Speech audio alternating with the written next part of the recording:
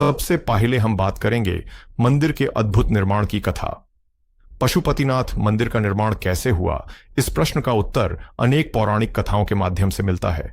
इनमें से एक प्रसिद्ध कथा राजा पशुप्रेक्ष और स्वयं भगवान शिव से जुड़ी हुई है। यह कथा मंदिर की स्थापना के पीछे एक अद्भुत और रहस्यमय घटना का वर्णन करती है, जो सदियों से भक्तों के मन में श्रद्धा, आस्था और आश्चर्य का भाव जगाती आ रही है। पौराणिक मान्यता के अनुसार प्राचीन काल में नेपाल क्षेत्र में पशुप्रेक्ष नाम के एक प्रतापी और धर्मपरायण राजा का शासन था। राजा पशुप्रेक्ष शिवजी के अनन्य भक्त थे और उनका अधिकांश समय शिव भक्ति और तपस्या में ही बीतता था। राजा नियमित रूप से गहन ध्यान साधना करते थे और शिव की उपासना में ही उनका पूरा जीवन समर्पित था। राजा के जीवन का लक्ष्य केवल भगवान शिव की कृपा और उनका दर्शन प्राप्त करना ही था। कथा के अनुसार एक बार भगवान शिव अपनी लीला के माध्यम से पृथ्वी पर विचरण करने के उद्देश्य से एक हिरण का रूप धारण करके नेपाल के सुंदर वनों और घाटियों में भ्रमण करने लगे। हिरण के इस दिव्य रूप में शिव अत्यंत आकर्षक, तेजस्वी और मनमोहक थे। उनका शरीर स्वर्ण के समान चमकता हुआ, नेत्र अत्यंत सुंदर और कोमल थे। शिव का यह हिरण स्वरूप देखकर मानो प्रकृति भी प्रसन्न होकर मुस्कुरा रही थी। समस्त वन्य जीव उनके आसपास आनंद से खेल रहे थे। पशु पक्षी, वृक्ष पौधे, यहां तक कि नदियां भी हिरण बने भगवान शिव के स्वागत में झूम रही थीं। संयोगवश राजा पशुप्रेक्ष उसी वन में शिकार के लिए भ्रमण कर रहे थे। अचानक राजा की दृष्टि उस अद्भुत हिरण पर पड़ी, जो सामान्य हिरणों से बिल्कुल अलग प्रतीत होता था।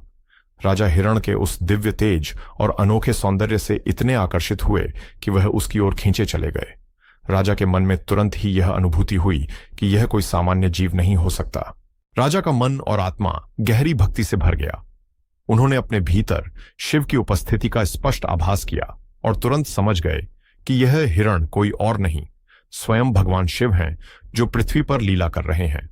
राजा पशुप्रेक्ष तत्काल अपने रथ से नीचे उतर गए और श्रद्धा से झुककर उस हिरण के रूप में शिव को प्रणाम किया। राजा की ऐसी निष्ठा और भक्ति देखकर भगवान शिव अत्यंत प्रसन्न हुए। भगवान शिव ने अपना वास्तविक स्वरूप प्रकट किया और राजा पशुप्रेक्ष के सामने दिव्य और तेजस्वी रूप में प्रकट होकर उन्हें दर्शन दिए। शिव के दर्शन प्राप्त करके राजा अत्यंत भाव विभोर हो गए और उनकी आंखों से अश्रुधारा बहने लगी। शिव ने राजा को वर मांगने का आदेश दिया। राजा पशुप्रेक्ष ने भगवान शिव से विनती करते हुए कहा कि प्रभु, कृपा करके आप इस दिव्य भूमि में सदा के लिए विराजमान हो जाइए।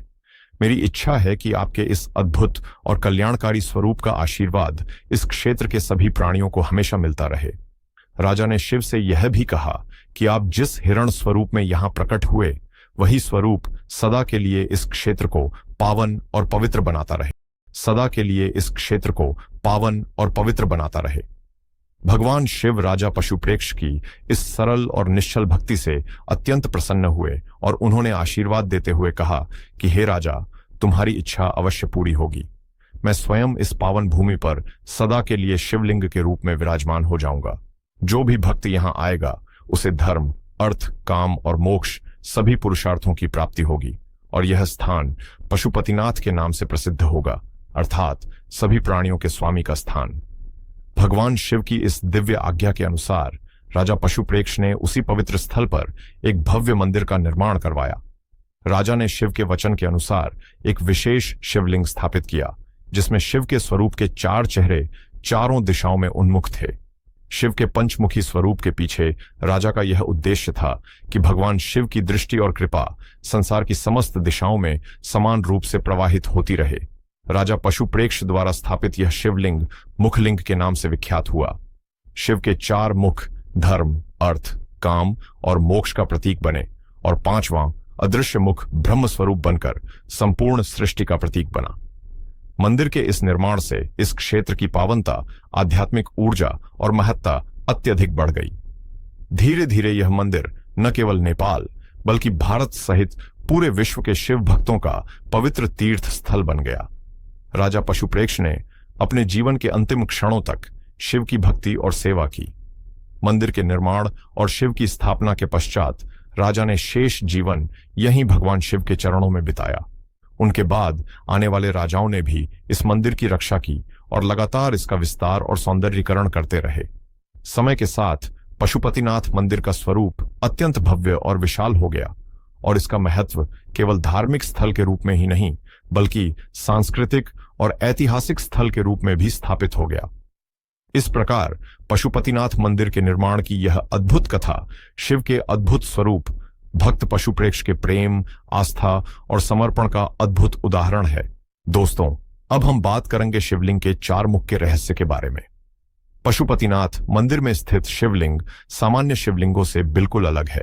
इसे मुखलिंग कहा जाता है क्योंकि इस शिवलिंग पर भगवान शिव के 4 चेहरे चारों दिशाओं पूर्व, पश्चिम, उत्तर और दक्षिण की ओर उन्मुख हैं।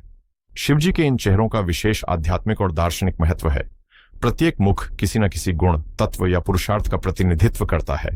पूर्व दिशा की ओर देखने वाला मुख तत्व धर्म का प्रतीक माना जाता है।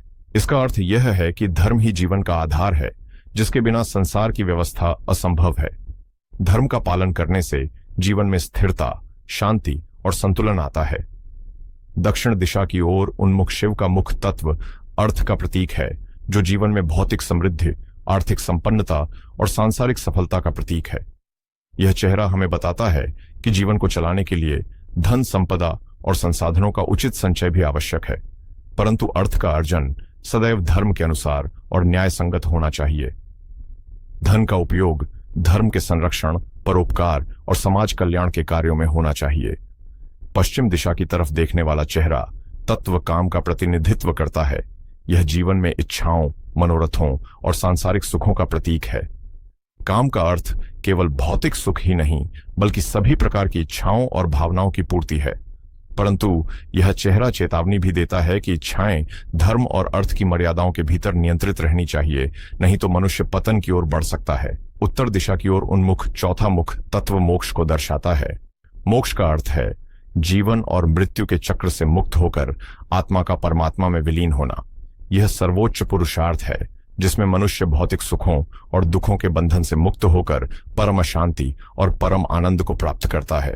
उत्तर दिशा में स्थित मुख शिव के कृपापूर्ण और कल्याणकारी स्वरूप को दर्शाता है, जो मनुष्य को मोक्ष की ओर प्रेरित करता है। इन 4 मुखों के अतिरिक्त एक 5वां मुख भी माना जाता है, जो अदृश्य है और ऊपर की दिशा की ओर है। यह निराकार, अगोचर और ब्रह्म स्वरूप है। यह प्रतीकात्मक मुख इस बात की ओर संकेत करता है कि भगवान शिव संपूर्ण ब्रह्मांड में व्यापक हैं। उनकी दृष्टि सभी दिशाओं और समस्त सृष्टि पर है। यह परम चेतना और परम सत्य का स्वरूप है, जो मनुष्य को दिव्यता और अध्यात्म की गहराइयों में उतरने के लिए प्रेरित करता है। इस प्रकार पशुपतिनाथ का यह अद्भुत मुखलिंग शिवलिंग मनुष्य के जीवन के संपूर्ण उद्देश्य को दर्शाता है। धर्म, अर्थ, काम और मोक्ष के संतुलित समन्वय के साथ परमात्मा में लीन होने की राह दिखाता है। यह शिवलिंग साधारण नहीं बल्कि दिव्य ज्ञान, चेतना और आत्मा के गूढ़ रहस्यों का प्रतीक है।